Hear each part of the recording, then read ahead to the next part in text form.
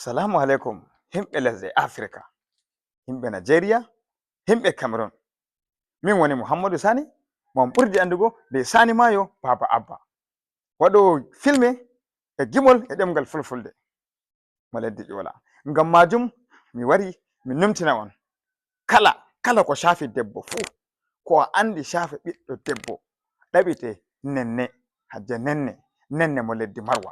Miɗo ɓedda numtugo on, to on laari nda lekkeji makko.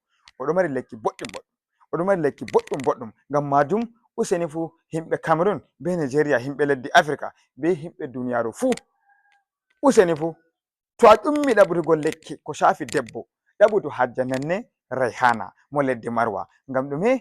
Ngam ainihi wato lekki mako boɗɗum masin, nden wala nawa. Lekki man dala seɗɗa a heɓan lekki bo haadi huɓa.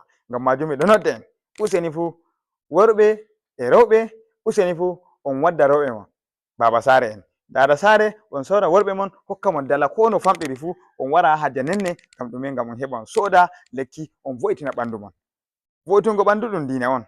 Ngam majum ta fije beɗo. Yawwa, Hajja Nenne Rayhana on foti on ɗaɓita Hajja Nenne Rayhana dow numero WhatsApp mako, on tokka mo on volla be mako ha a woni pat. Hajja Nenne Rayhana lendete lekki wara tawama ha a woni. Ngam ɗume? Ngam a vo'itina ɓandu ma, a nana belɗum maɗa.